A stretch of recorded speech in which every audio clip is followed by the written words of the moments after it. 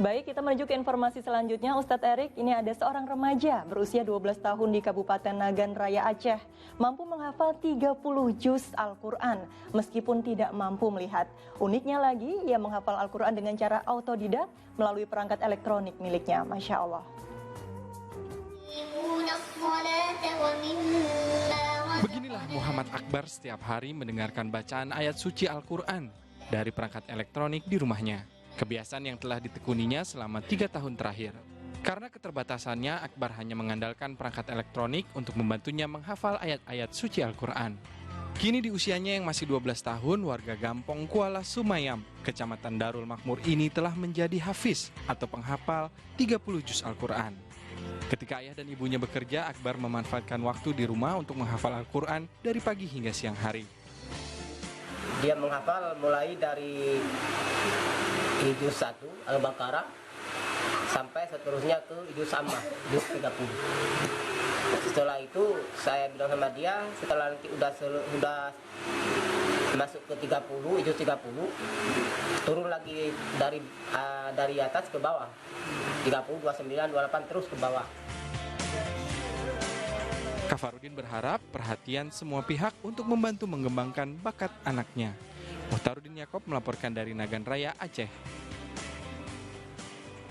Masya Allah, adik Muhammad Akbar yang berusia 12 tahun tidak mampu melihat saja bisa menghafal Al-Quran. Bagaimana pandangan Ustadz tentang ini? Barakallahu fiik ya. Jadi artinya memang saya seringkali gibthah ya, iri dalam konteks positif kepada teman-teman yang disable ya. Intinya saya punya seorang teman juga, salah satu ustadz ya, Umi Maktum kita panggilnya. Beliau juga tidak bisa melihat, tetapi betul-betul lantunannya indah sekali gitu ya, hafalannya kuat sekali begitu. Nah, disitulah kemudian kita melihat bagaimana Allah melapangkan yang satu dan menyempitkan yang lainnya, gitu, memberi keutamaan yang satu dan mengurangi yang lainnya, agar supaya kita memang saling bertukar manfaat, insya Allah. Dan ini sebetulnya hal yang baik sekali ya. Salah satu ustadz teman saya juga punya metode yang sama, ini metode talqin namanya. Jadi anak-anak kecil ketika belum bisa membaca Quran, itu kemudian kita talqin, kita perdengarkan Al-Quran agar supaya dia mendengar, kemudian dia menghafalnya satu ayat demi satu ayat gitu.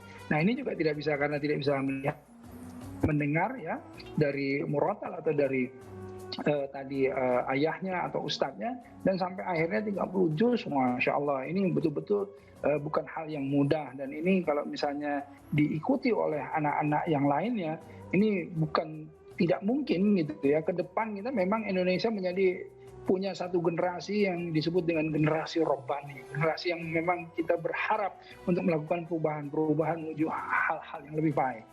Insya Allah. Lalu apa keutamaan terhadap para hafiz Al-Quran ini, Ustadz Erik?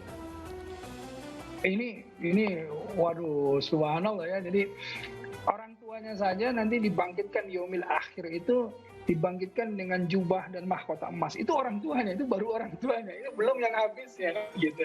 Jadi orang hafiz sudah dijamin surganya juga surga Firdaus bersama para nabi. Jadi, ya, kalau misalnya kita punya hafalan itu yang kemudian salah satunya ya mengukur di mana tempat kita nantinya gitu ya. Karenanya ayo kita tambah hafalan, ayo kita jaga hafalan kita, dan intinya adalah kemudian kita implementasikan apa yang kita hafalkan tadi dengan bentuk amal soleh. Masya Allah, insya Allah, dan semoga kita semua yang sudah diberi fisik sempurna jangan mau kalah. Artinya ini semua terkait dengan kemauan dan juga peran serta orang tua ya Ustadz untuk menghafalkan Al-Quran kepada anak-anaknya.